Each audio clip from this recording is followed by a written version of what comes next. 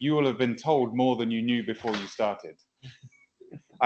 So the aim here is that what we want by the end of Friday is for you to have an idea of how you're going to publish your HVDs, your high-value data sets, by the end of the year. And we have thanks to a whole bunch of people on the list here, our web package leads, some of who are here in the room, some of who are here online, and a couple of others like myself and Mikko and Stuart. And yeah, we've all had fun trying to get this stuff to work. So in terms of what we're aiming to do today, another one of those. I don't know how to start with this. The same alerts still like. So it's great that we've coincided our meeting here with Norway testing their emergency alerting system. So everybody with an iWatch and an iPhone has been buzzing. Yeah, and Android as well. That's good. That's good because they don't want to just save the rich people. Sorry. Okay, so we're running across 3 days. We got this afternoon, we've got all day tomorrow, and we've got Friday morning.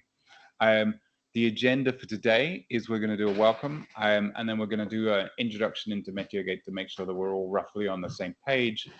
Heads up to work package leads. When I mention your stuff, I'm going to be just nudging you to say any extras that you might want to impart that knowledge in the introduction session, which is just coming up. So you have been warned. And then after the break, coffee is free. It's outside, right? Yep. Yeah.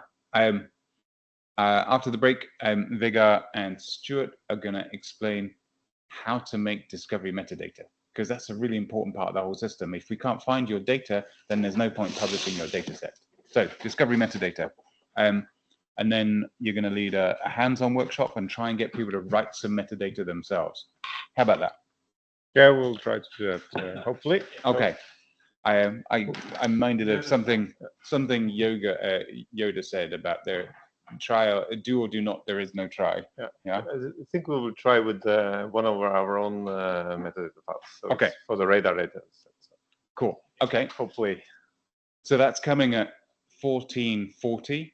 And then after we've done that, I'll lead through a session on taking that metadata, the metadata that you've written yourself, and trying to publish it to a test instance of the Wiz2 Global Discovery Catalog.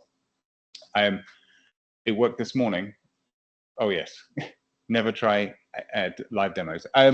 So with that, what I want to do is then say Thursday is the API day, and we're going to go through more details about each one of the APIs that have been built.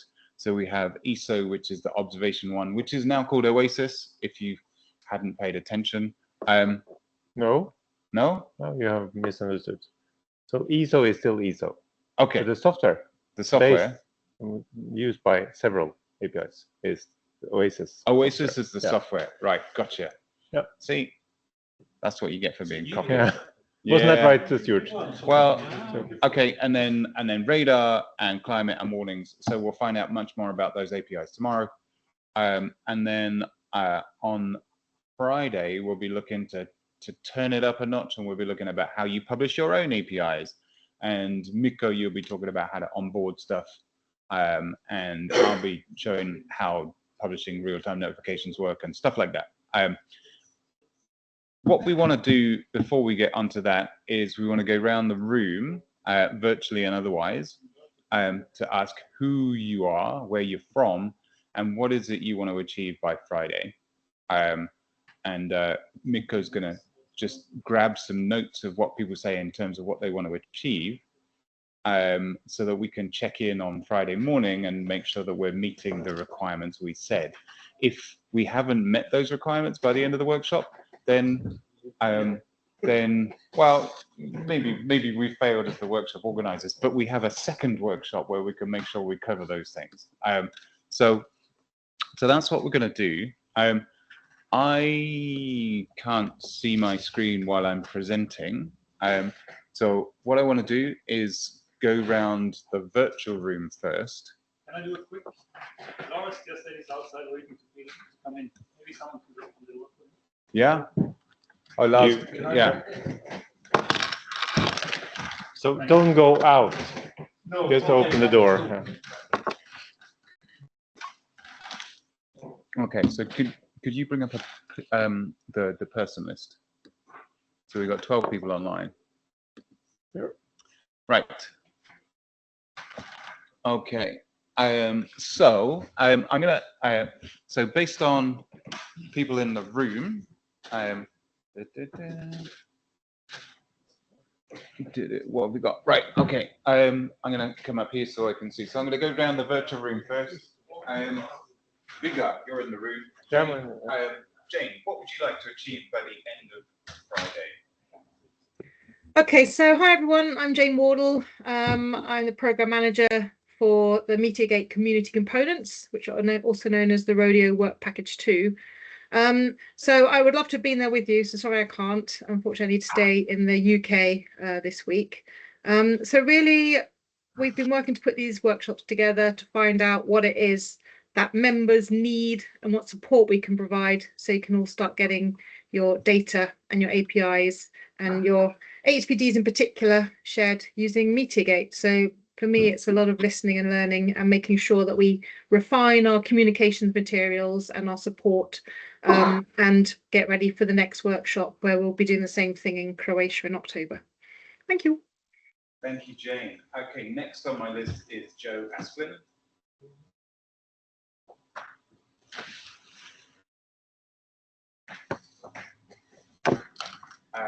You are muted at the moment. Joe, are you there? Okay. probably just listening, so it's sitting on the in the other building, so it could have been. Okay. You're a second, Marian. Forgive me with my pronunciation being. No problem. Good afternoon. I'm Marian Jurasek from Slovak Hydrometeorological Institute. I'm head of remote sensing department, and I would like to know or train how to ingest the national composite to MeteoGate, and radar data are going, I hope, over the Opera, and also how to handle all radar data simply in MeteoGate. Thank you. Thank you very much, Marian.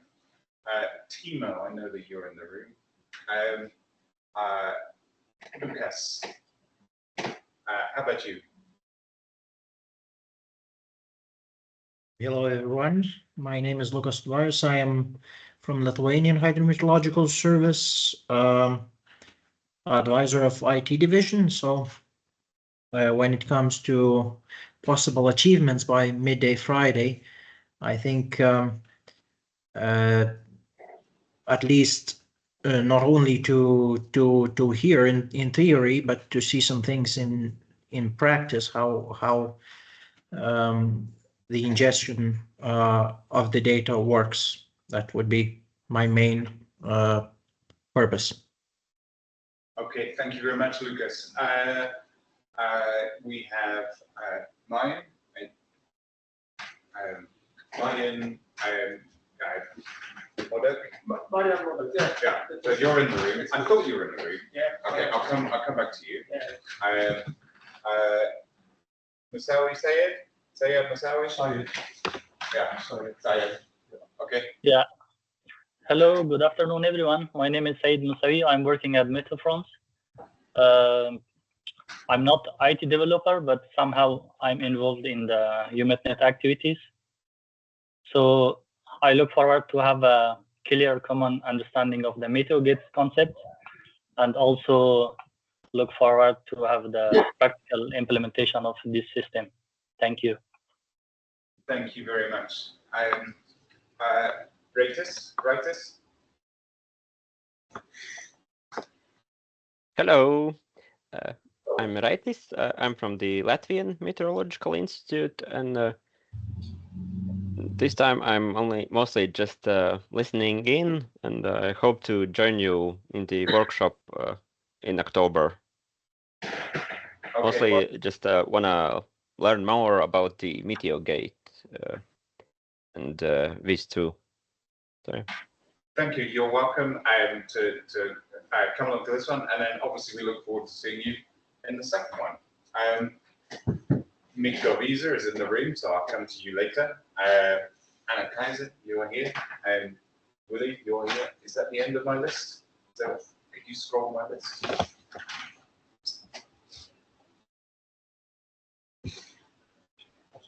Doesn't look.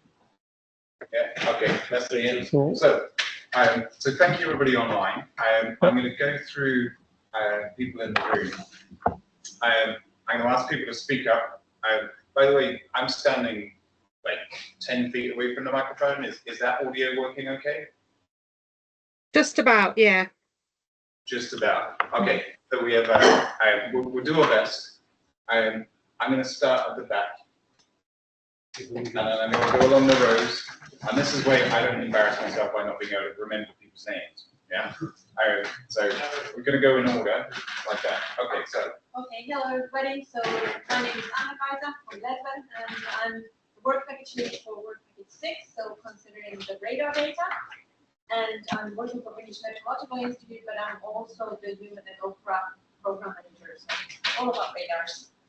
What I hope from this week is that you have tried to open radar data.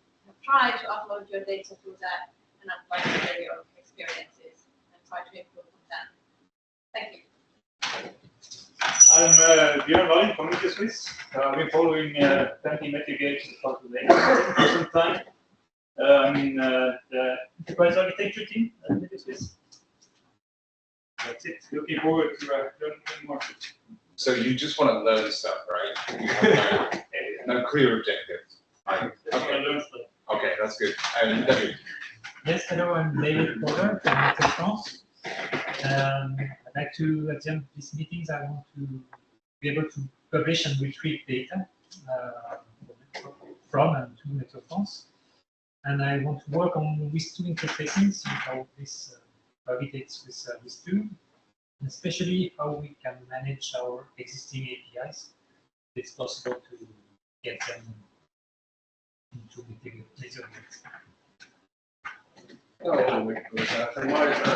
Mostly learning and then taking notes and input to the future workshops because we will have more guys from bottom line to operate the system and so on. Learning from that point of view and the message to them. Looks and what they should prepare for and so on. And one thing that's worth knowing, if you weren't aware, FMI have been awarded the host operator for the MeteoGate system, the community components. So any problems, just talk to Miko. Yeah, that's the way it works. Yeah? Okay, there may be a different support address, but anyway. Timo. Yes, I'm Timo Künzel, also from FMI, the project manager. So I'm looking for these workshops that are getting more information about the statuses of different APIs and components. But also I have a background of software engineering, so I try to also learn technical details about the onboarding APIs and so on. Thank you very much, Timo. And Maya. Maya, oh, nice to meet you. Yeah, I'm Maria Modets. For everybody who finds it hard to remember, Modets in Slovenian means bra, wonder bra. So it's maybe you can remember it more easy. Yeah, coming from the environmental agency of Slovenia, also, and we're just like starting the process of publishing our surface observation among the others, but I'm in charge or designated to work on publishing the environmental surface observations, and particularly the radar profile really sparked my interests, and I'm looking forward to, since we are much out in the blue, we're deciding which format to choose. This really looks perfect. Especially the timing is right to provide some interoperable data. So my objective for this course is probably get some insights on what the EDR profile is, and especially how much flexibility there is, because we still feel like there are some missing degrees of freedom or possible values, especially coming from biological background. It looks like it's not they're not covered from this metadata points. That may well be true, but as a collective team, we can improve things. Yeah. So I'm really looking forward to it. Thank you. Okay, next up. My name is Giga. I'm a colleague of Marian, and I'm here to learn stuff, get some more info about EDR profiles and how to incorporate our data through EDR profile to the public and to MeteoGate. Okay. The end of the day, he's the guy who's doing. I do the talking, he does the working. One of you's got a great job, and I'm not going to say which it is. Okay, I'm going to come this way around now, so please. Yeah, my name is Thomas Budala. I'm independent software developer working with GSV Austria on the implementation of MeteoLAM and other projects, and we were also entrusted with the implementation of the EDR API. And what I would like to achieve during this week is, some part of it we already accomplished, like informing about the progress and making sure everybody that's interested in using the API can do so. So we'll do a workshop tomorrow, see how to use MQTT or HTTP client to work with the API. And then maybe get some more clarity on our VIS implementation. We got some feedback, and we would like to use the opportunity to talk to people and clarify. Okay, yeah, I guess you've been talking around me, right? Yeah, okay. I'm happy to talk with that when we've got some spare moments. Okay, next up. Yeah, hi, I'm Josef Siegel. I'm the work package lead of work package 4 warnings, and also I'm a program manager. Basically here also to get more feedback from our workshop tomorrow, so maybe ideas for improvement, and also clarify some things regarding the WIS2 compliance that is still missing. Okay. My name is Marlies from Respect. I work for the KNMI in the Netherlands for the Meteorological Institute. I'm the work package lead on climate data, and I hope that at the end of this workshop you feel motivated to also share your data through the climate aggregator. And just before we move to you, I remember that I did ask Timo to record the sessions, so that we have this as a resource. We'll edit out all this kind of stuff afterwards, I'm sure. But just bear in mind, we are recording the session for those people who couldn't make it. I should have said that before we started, so please forgive me. But thank you. Next up. Yeah. Hi, my name is Peter Varga. I'm a colleague of Thomas and Josef.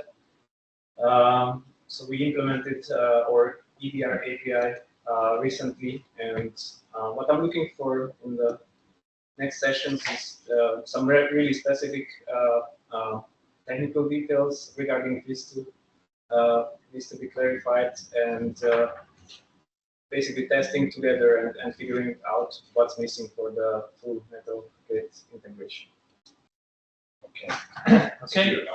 Yeah. Okay. So I'm Stu Matthews. I work for the Met Office in the UK. I'm part of EUMETNET's Observations Capability Areas Management Program. So, what do I want out of this? So, the one thing around, because we're doing a bit on metadata, and it'd be really nice not only that we get our metadata to work, but we have a consistent approach, at least within EUMETNET, and that might be the exemplar for the WMO then.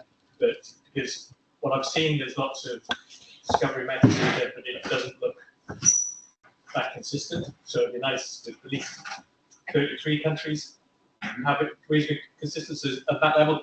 But then there's the onboarding, and especially the onboarding into the ESO system and the additional automatic weather station data.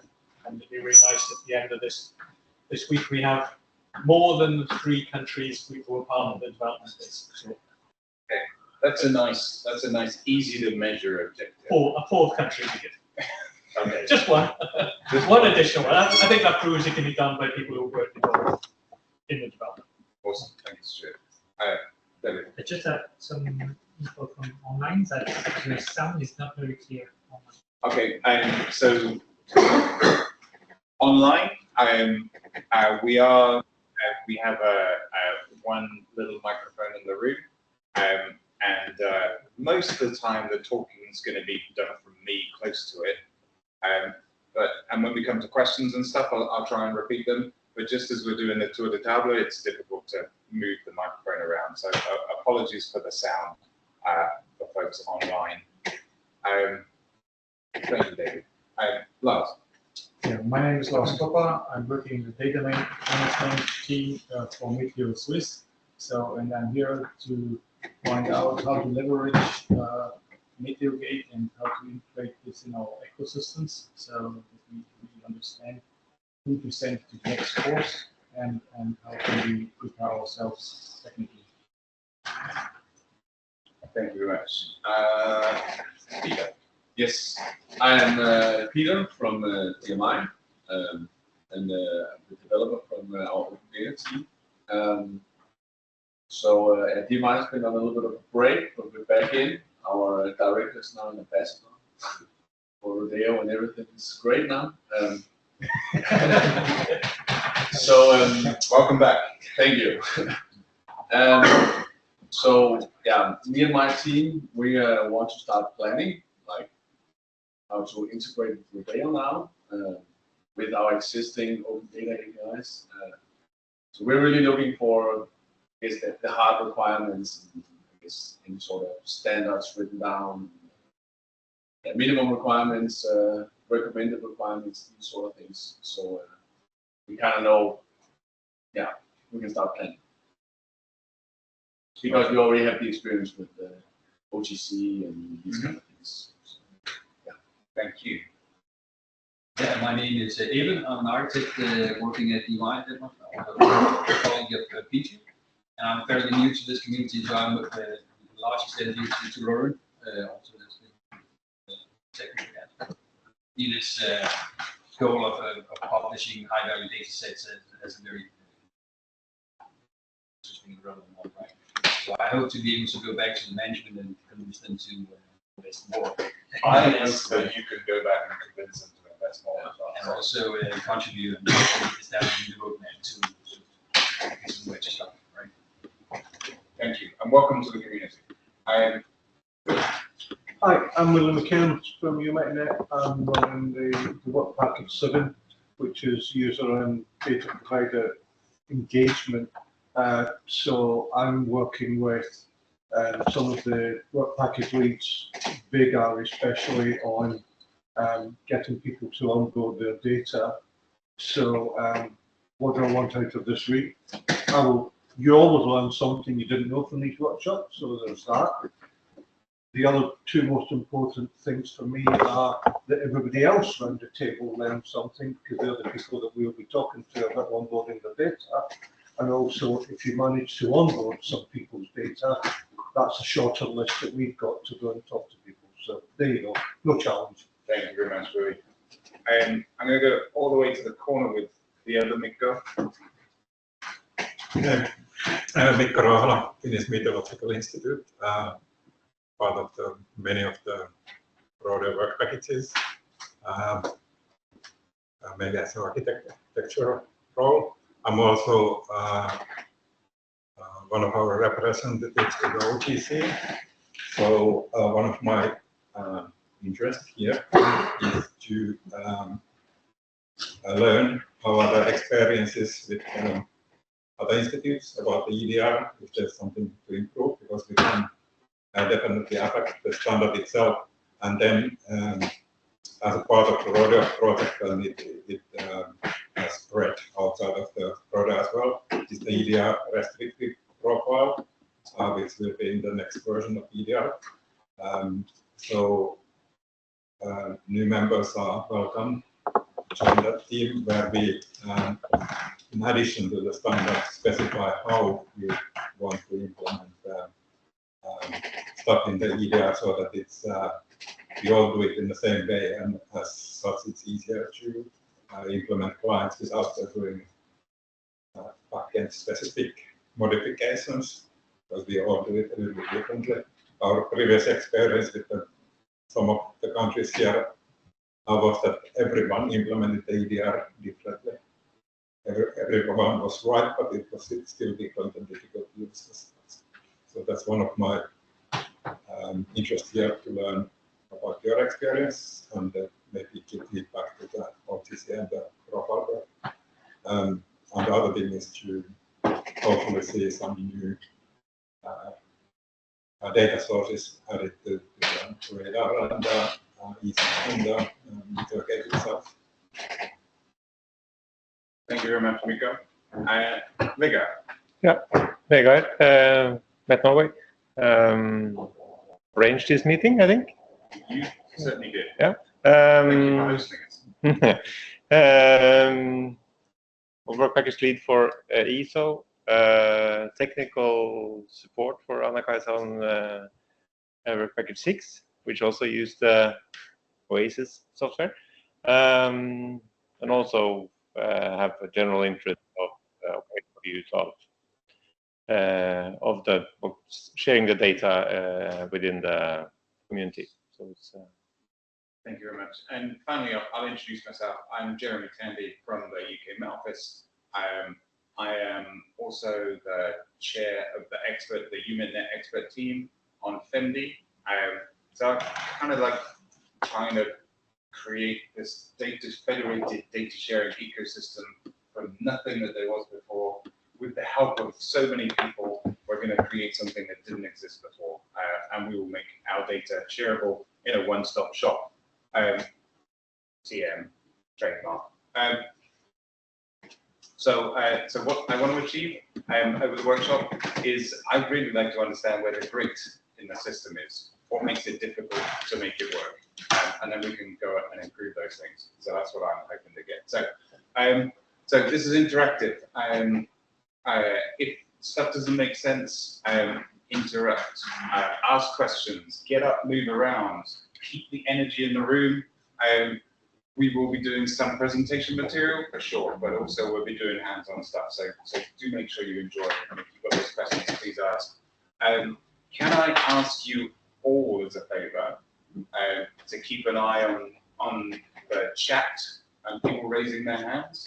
So if there are people, people not in the room can sometimes find it hard to get themselves heard or noticed. So if anybody sees stuff, please be their buddy in the room and interrupt for it. Okay? So with that, I just want to say that we will go through, Mikko's been taking notes about what people want to achieve, and we'll check in on that on Friday morning and see where the gaps are so far. All right? So, dum dum dum.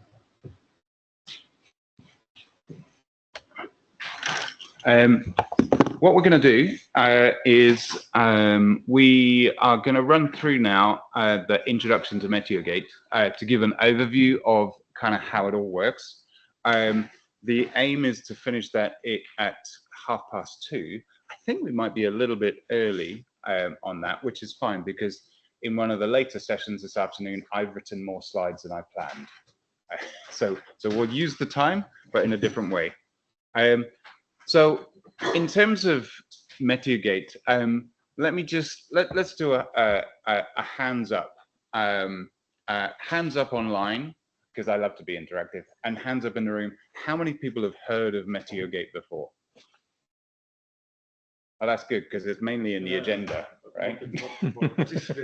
Okay. So most of you have some experience already, which is great. So if those folks who haven't got experience with MeteoGate, you have questions, put them in the chat, because almost everybody here says they know something about it. So please, everybody, feel free to answer questions which come in the chat. Don't rely on me or Vegard or Mikko to do it, yeah? Some key terms, we have MeteoGate is the system, right? We have FEMD. We have a lot of different names that seem to be for the same thing, but we have FEMD, which stands for Federated European Meteorological Infrastructure, data infrastructure rather, and that's the EUMETNET program, which is developing and will run MeteoGate. Okay, so that's a EUMETNET program. and then we have Rodeo, which is the European funded, 50% funded project that we're using to implement the system. Okay, does that, sometimes we use them interchangeably. MeteoGate's the system, FEMD is the program, and then Rodeo is a limited lifetime project. Okay. So what I want to do is take you through the user experience to show what Rodeo will be providing. And Jane put these slides together. And if I miss stuff that is worth emphasizing, Jane, please jump in. Okay, so ideally, what we're going to do is we're going to start by finding a way that you can search for your data. And most people, they don't know about catalogs. They don't know about community systems. They just go straight to their favorite search engine. This is like on the TV when they say don't try this at home, because this is a mocked up web page. It doesn't actually exist. It's just what we aim to achieve. So you're going to search for European weather data, and the #1 search result is going to be MeteoGate, your one-stop shop for European weather data and products. If we achieve the first ranked result, we're going to be in a great situation.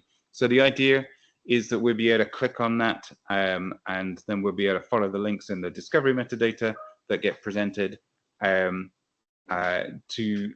dig into more information. So we'll start searching here. We also have the MeteoGate website. So if you look on the top bar over here, yes. Can you make it bigger? Well, you need to ask that. And while we're on the subject, there is a link that we can get the invitation itself. Or can we only like look it through here or through the? So we will share the presentations. We'll try and do that. We'll try and do that at the end of this session, and we'll send them as we go. But yes, all the presentations will be shared. But for now, if we can just do it through that. To make them bigger, can we get rid of the people list? Yeah.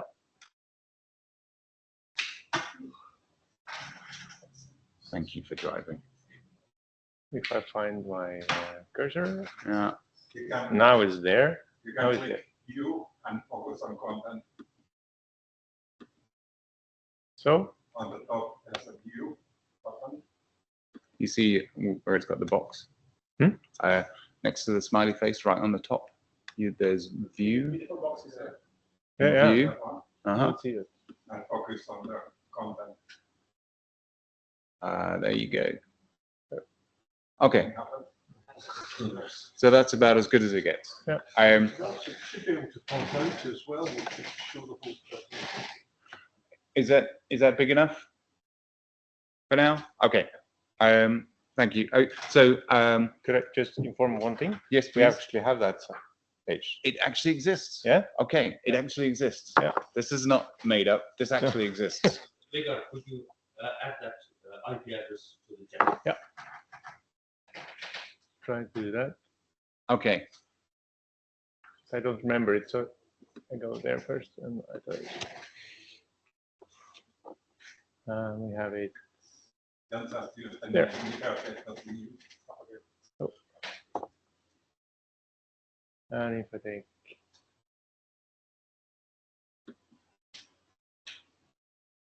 what is it? Yeah, now it's it. 155.254.220.44. Okay. Nico has made up a DNS name for it. At this point, it's only that. Okay, so it is live, and it will have the DNS name mapped to it. So I'm just getting back to what we've got here. As with most websites, there's a set of top tabs. We have overview, which will provide the usual stuff, what MeteoGate is, about EUMETNET, about the Rodeo project, program host, system design, all of that kind of stuff, the documentation that you might look to find. Next, we have this thing called the Data Explorer, which is really the entrance to our one-stop shop of data. I'm going to go into that in a moment. Then we have Europe APIs, and these are going to be featured European APIs, information on the Rodeo HVD APIs and links to their documentation. We also, some of our data sets, our members want you to access them when you're registered. So we can get a little bit more insight as to who you are and keep in touch with you better. So where data sets require an API key, this is how you go and grab your API key. You're going to be able to click on that. Support is where we will find troubleshooting, question answer, service desk, and all of that kind of good stuff. But mainly it's going to be Mikko Visa's email, right? No, I'm kidding.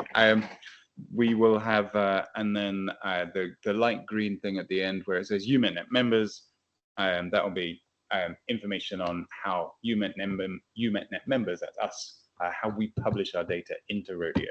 So much of this is designed for the data consumer.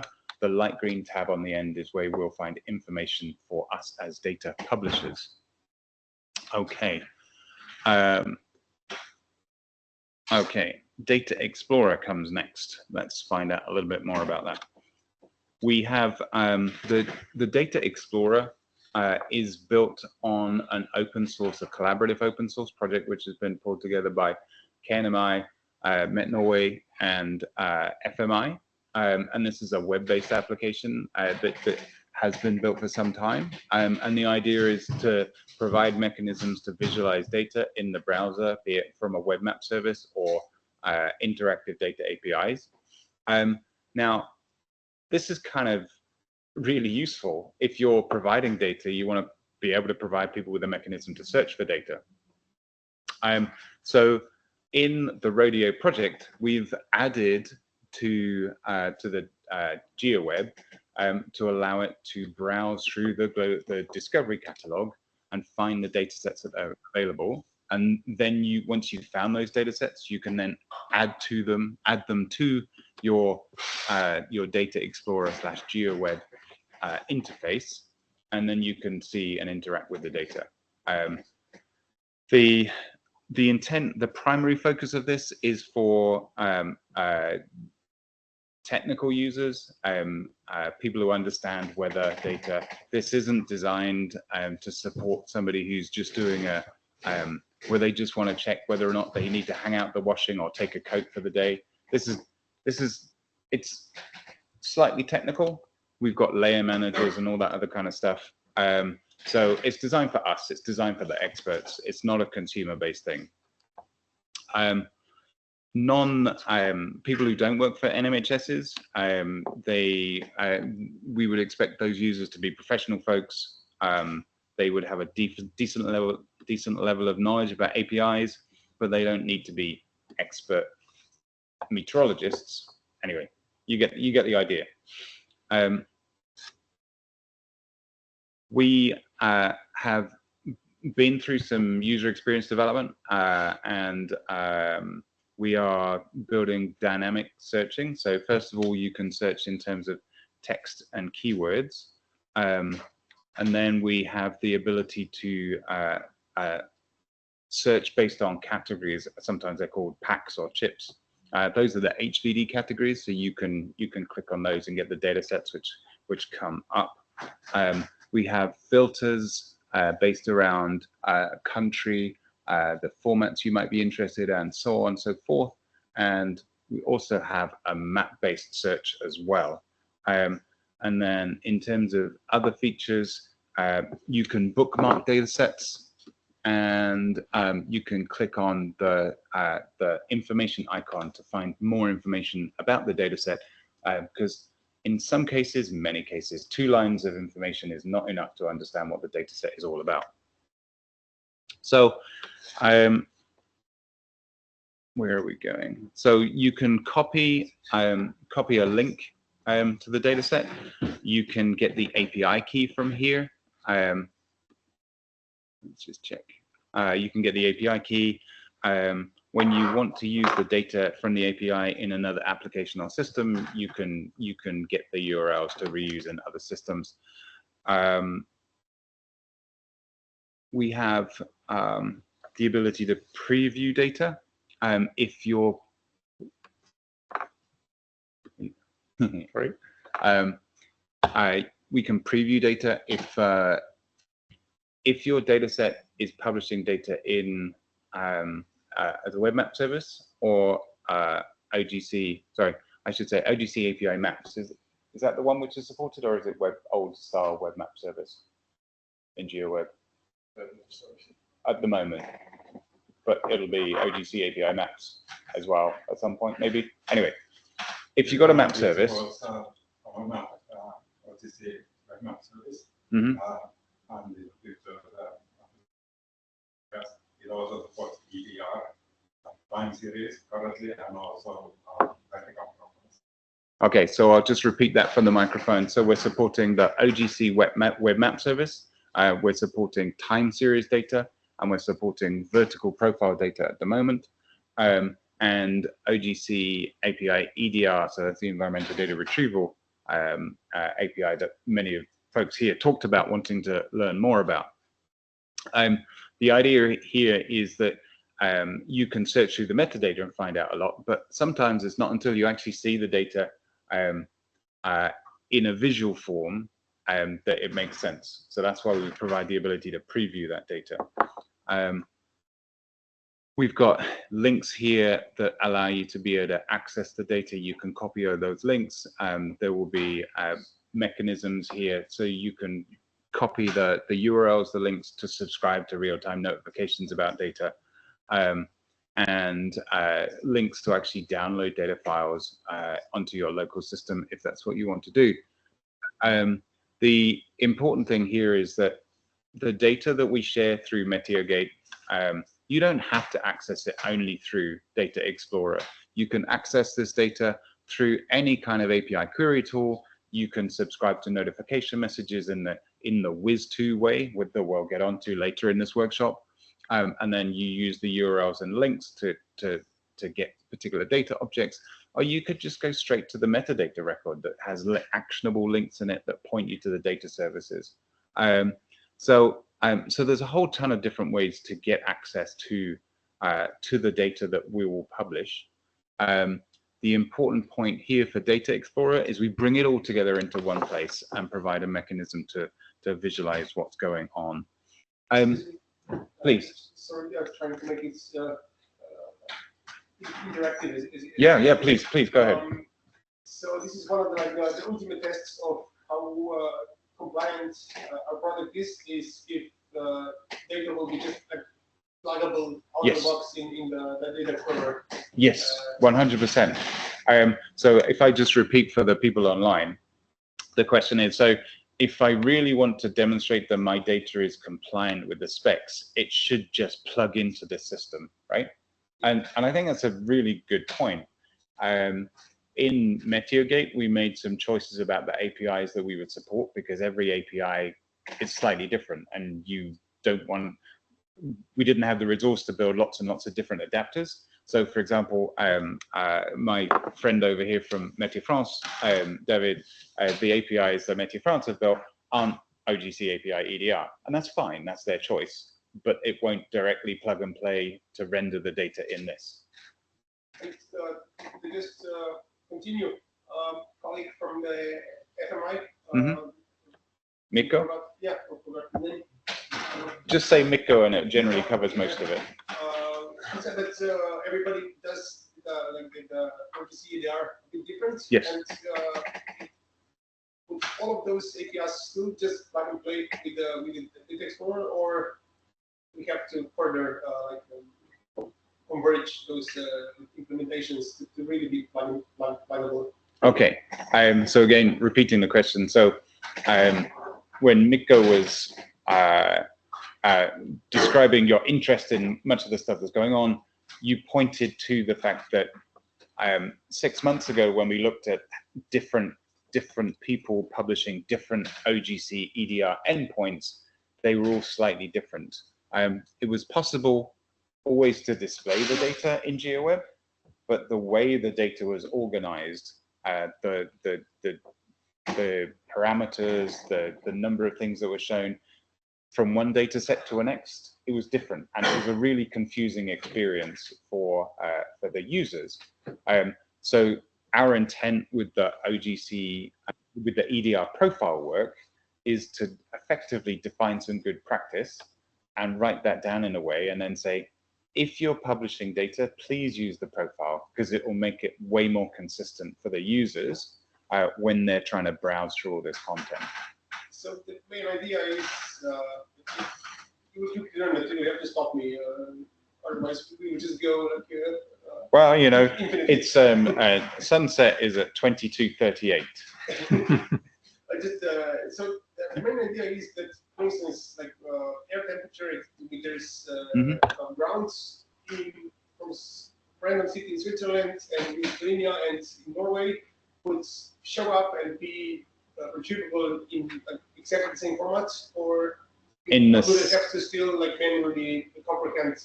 Okay, these guys are doing it this way, or should all just streamline into one seamless experience? For instance, like I want all temperatures from the Europe observations and all just pop up. Okay. So, so to summarize, the question is, if you're looking for 2-meter temperature from Basel, Ljubljana, and I don't know, somewhere else, do you get a harmonized experience? So, so what we've tried to implement is that Switzerland and Slovenia and Croatia, let's say, when the data is published, it's all organized in the same way, so that 2-meter air temperature is always described as 2-meter air temperature. So that's really important. That's a lot of the controlled vocabulary work that we've been doing. But at the moment, we don't try and harmonize all that into one API endpoint, except for the climate data, right? Just come to you in a sec, Mikko. The idea is that you would make a request to Switzerland, a request to Croatia, a request to Slovenia, but all that data would be visible on the same map. It would all be consistent.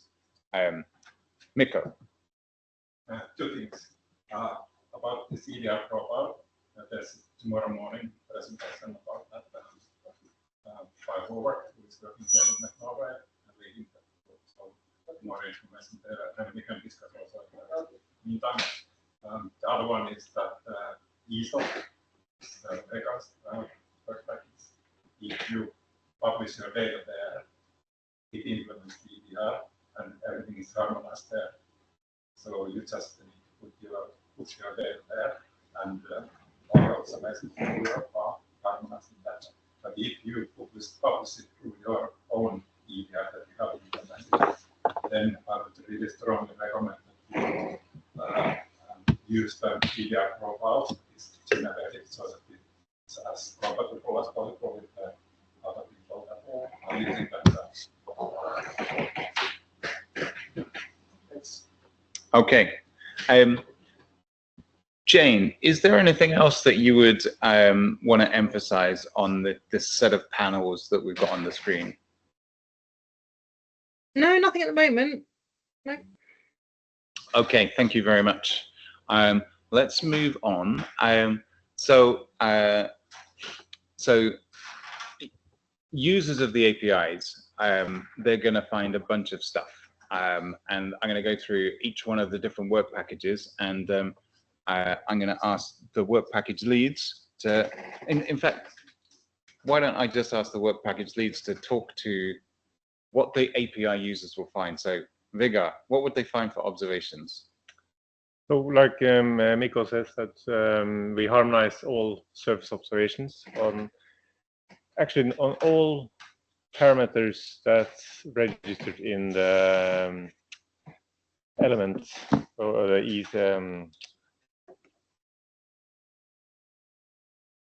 CF names? CF name convention. So it's been mentioned that this was handling certain parameters, but it's actually handling all different parameters that each NMS is sending in. So for Met Norway, we send in the marine observations, for example. That's a few countries doing that, but everything that we get in from our own stations or from third-party stations is delivered directly to ESO. And we distribute the data in two ways, as MQTT messages, both for VIS2 but also for the public queue. So we have two queues. And we use this EDR, OGC API EDR. So it's, I think the main thing is that it's harmonized across Europe at this time, but it could be. We have demonstrated that we could take in all the GTS data and make it available for the users. So it's. So the users will be able to find observations from any one of our members. At the moment, only 3 countries. Stuart would like to see 4 countries by the end of Friday. But the idea is that all of the data will be. Huh? You'd like 10? 10. Well, that's nice. But we have one goal today, goal, and that's actually getting the Norwegian data in again. Okay. It's Mikko says it's out now. Okay. So, so we'll get that fixed today. It's fixed. Oh, sorry. We have one more. Okay, we'll get that fixed. Okay. So anything else? Thank you very much. Was that good? That was good.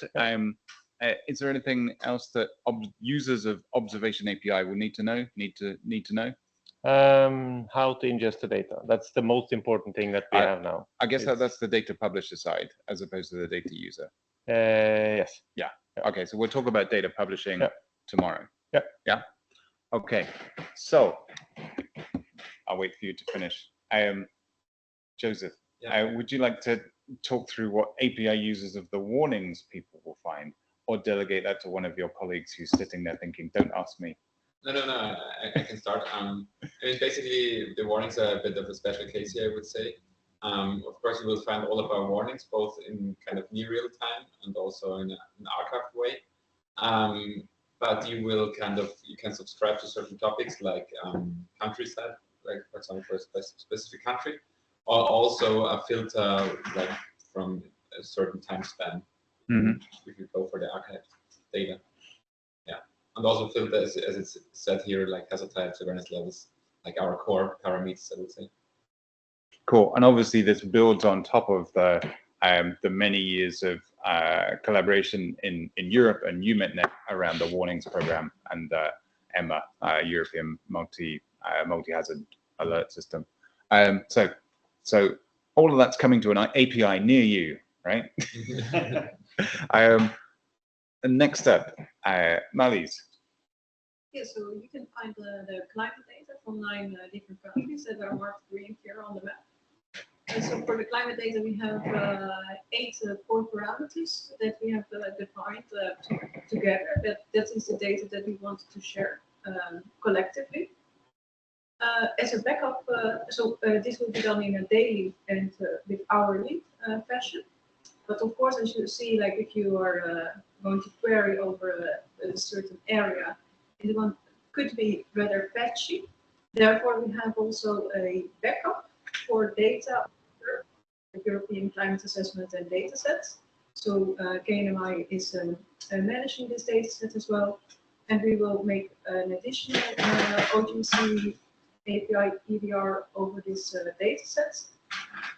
So that the empty spaces will be filled, but this will only be there for daily data, because the European Climate Assessment data set has only daily data. That's what you will be able to find, and you can find all these countries with one endpoint. Request, one request. So it goes through the aggregator. One request. Cool. Can I ask a question? You may. I suppose the goal is that there are not 9 countries in the end, but we should all pitch in and make this map complete, right? Yes, please.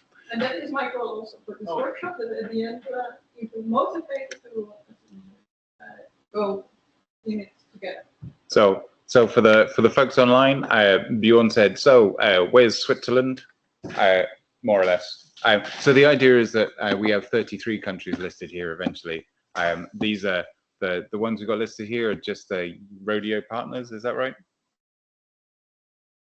Where is it? Well, the different members around here. Yeah. We would want to see 33. Yes. And that's what we're aiming for. Okay. And Kaiser, you know what's coming next, right? Could you just ask while she's moving? Just Sure. ask one question. So if a country or MMS complies to an OGC EDR, like we have talked about now, Yeah. will their country be visible automatically on that line? And then it has to be included to the aggregator. Yeah. But then, yeah, when you follow the OGC EDR profile, Yeah. then it will be relatively easy to connect. Yeah. So that's why it's important to Good. follow the profile. Yeah. Yeah. The main goal. So profile. Yeah. So often case, we're always trying to say, do things in a consistent way, follow a profile. Ideally, these are machine readable documents, right? So it doesn't rely on humans having to juggle multiple adapters. Excellent. Thank you very much, Marlies. Anna Kaiser, thank you for joining us at the front. Thank you. So for the radar data, if you just want to share your single site radar data and the Opera composite, you don't actually have to do anything except to accept that we are sharing your data. So Opera is taking care of sharing these data sets via the Open Radar Data API. But if you want to demonstrate your national products, how they can be available, then you have to connect to our API. And for that, Vega will talk tomorrow more about how to do that. There's a big difference between these data sets. So Opera data, the single site as well as the composites, we are going to move the backend will be at European Weather Cloud and the data will exist there. But for your national composites, we will not take that to the backend, but that will stay in your national storages. So what we are actually doing with the Open Radar Data API is that we're providing the link to the users to fetch it from your national storages. So that's the big difference between these two data sets. Thank you very much. Oh, I wanted to, because Björn asked that.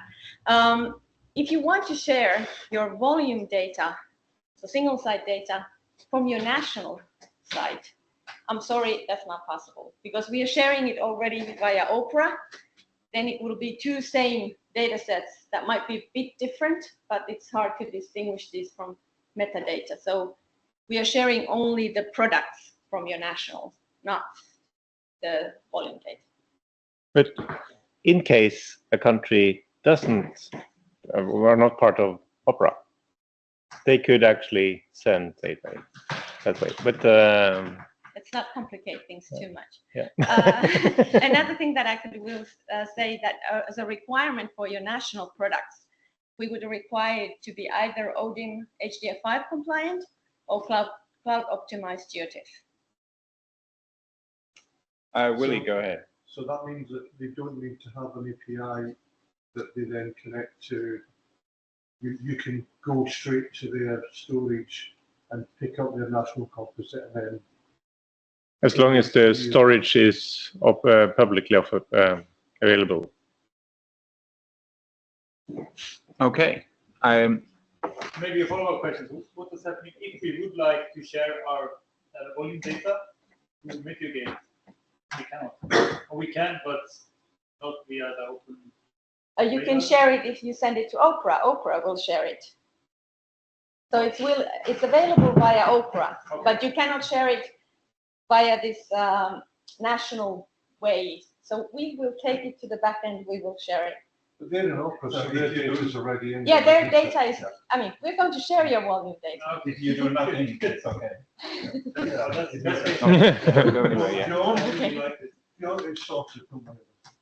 Okay, so I see a question. I see a hand online. Jurek, is that right?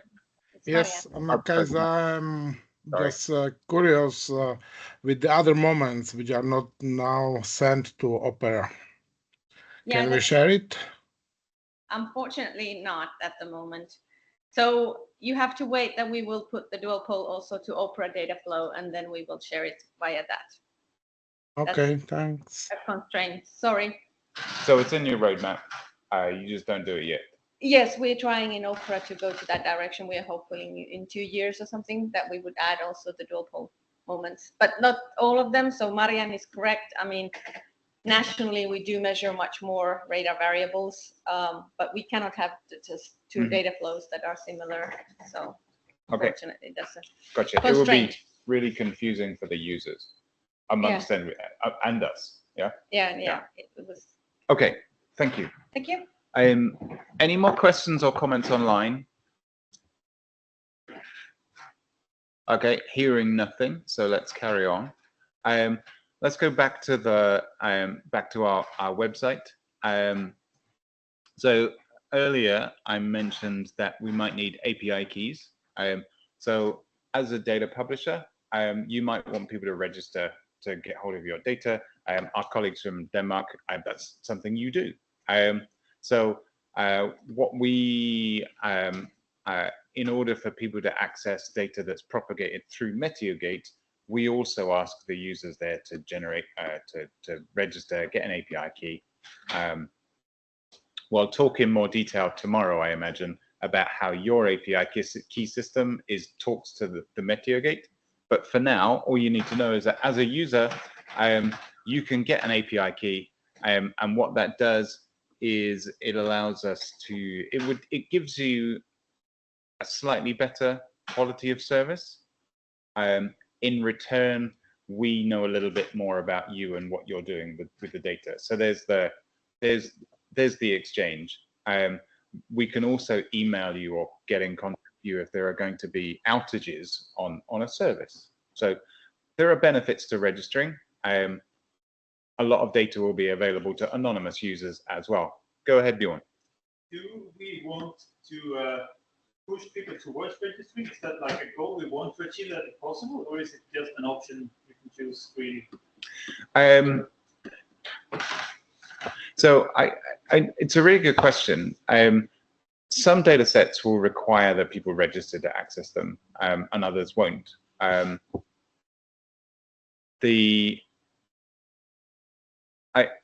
I don't know, and I think that's something maybe that we should come back to and talk about in, what's our goal here? We've provided. Could you repeat the question for Oslo online, please? I'm so sorry. So Bjorn said, do we want to push people to registering for content, or are we quite happy to leave them to do anonymous stuff or register as they see fit? Do we have a preference as MeteoGate people? Do you have any thought on that, Jane? No, thanks. I don't think we've had any strong direction from the directors so far on. I don't think I've had a discussion on it, so that could be one for a future workshop discussion. Yeah, perfect. Thank you, Jane. So we don't know is the answer. Yeah. We in MeteoGate, we don't want to manage more passwords or credentials or whatever. So where possible, we ask you to sign in with some third-party credential like GitHub.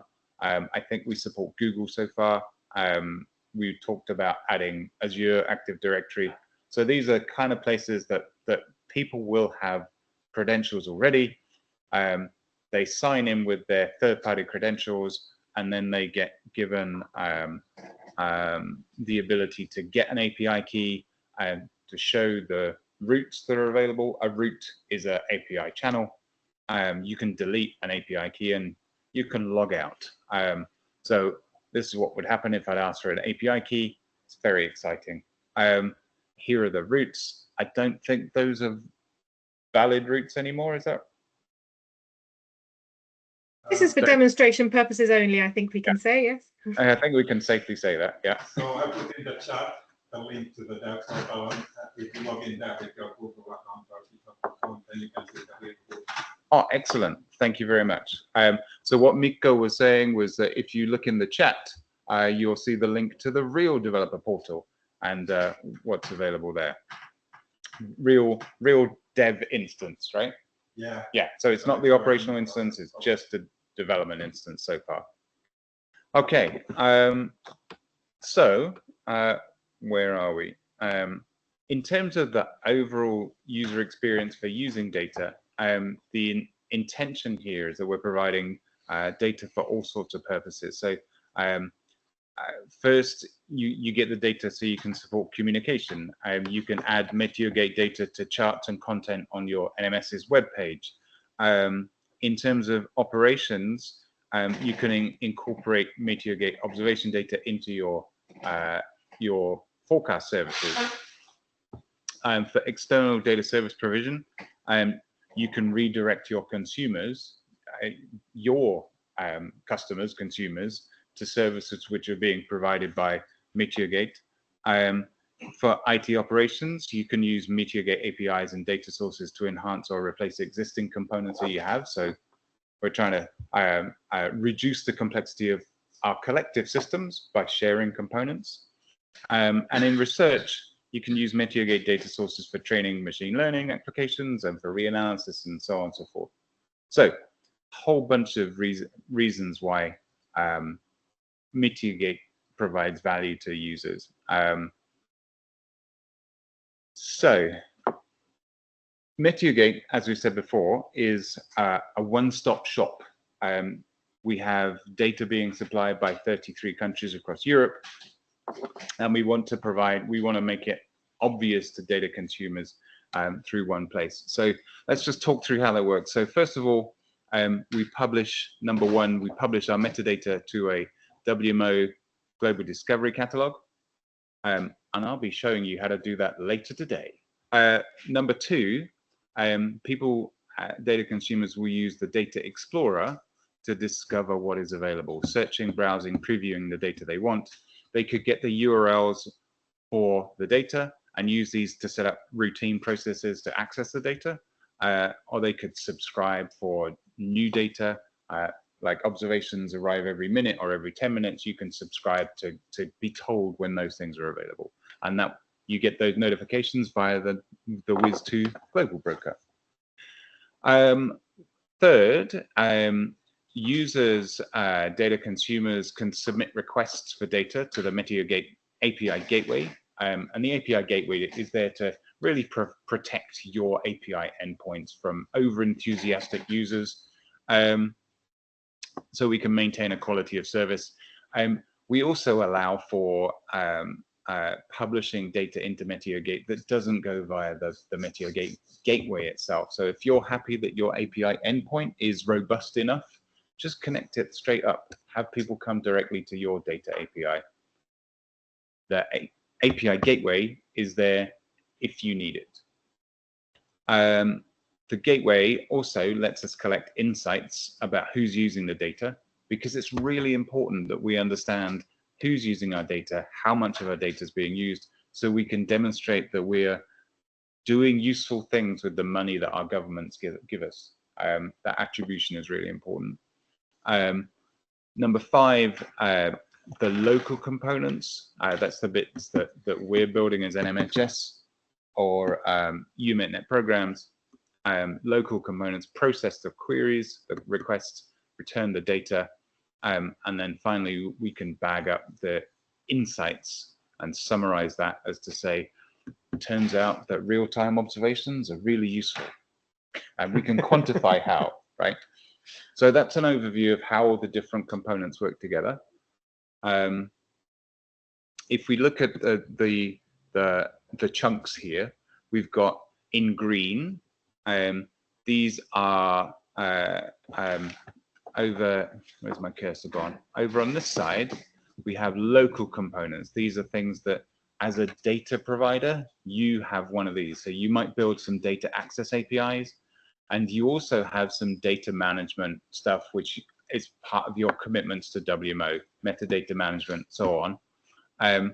Over on this side in the brown box, we have community components. So here we have the Data Explorer, the API gateways, and other supporting services like the developer portal.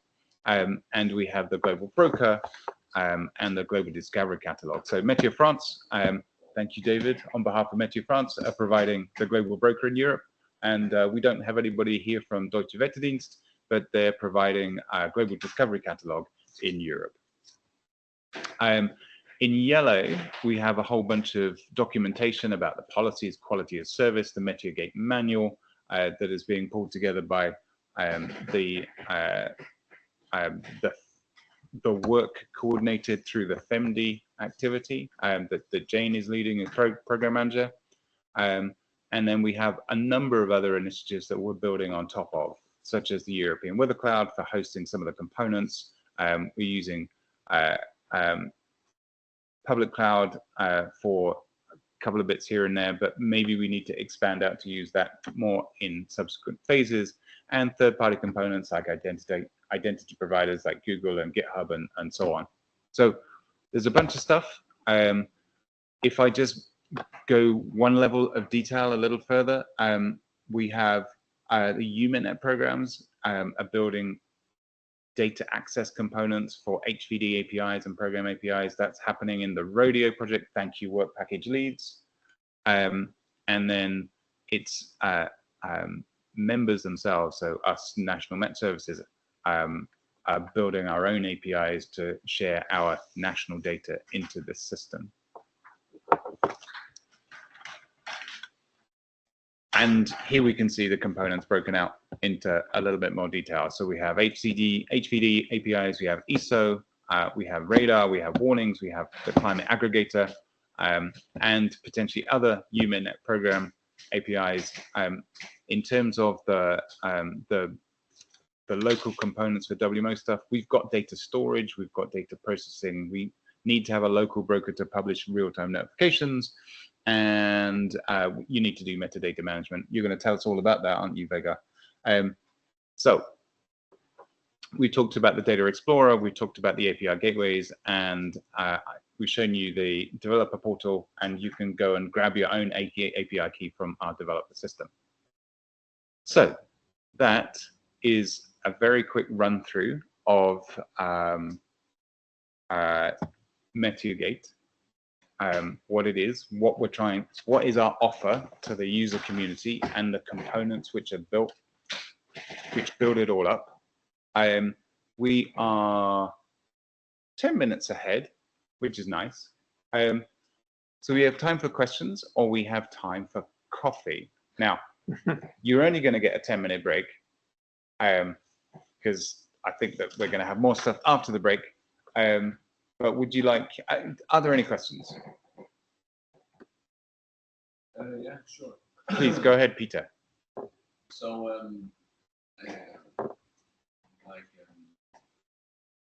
integrating with all these different kind of work packages or climate observation, they're all going to be like requirements to be Rodeo compliant, so to say. Is it more of a choose? All voluntary or Willie, so first of all, let me just repeat the question for the people online. So basically, so your question was, there's a bunch of HVD data types. Do we have to comply or not? Is that a fair summary? Yeah, to all of them, or can we just pick one or two? Okay, so Willie, if you come over here so I don't have to repeat what you said. You think I might hit on for asking the wrong question? No, I just don't want to have to shout all day. Right, the answer is yes, all of them, because all of them are required to comply with the HVD regulation. Now, I know that you also have your own APIs already, but all of the members have agreed, the EUMETNET members have agreed to share the data via MeteoGate. So the quick answer to the question is all of them. I mean, is there any that's worrying you? No. Don't say all of them. No. It's just in terms of the planning we need to do. It's all of them. Yeah. Yes. All right. Mm-hmm.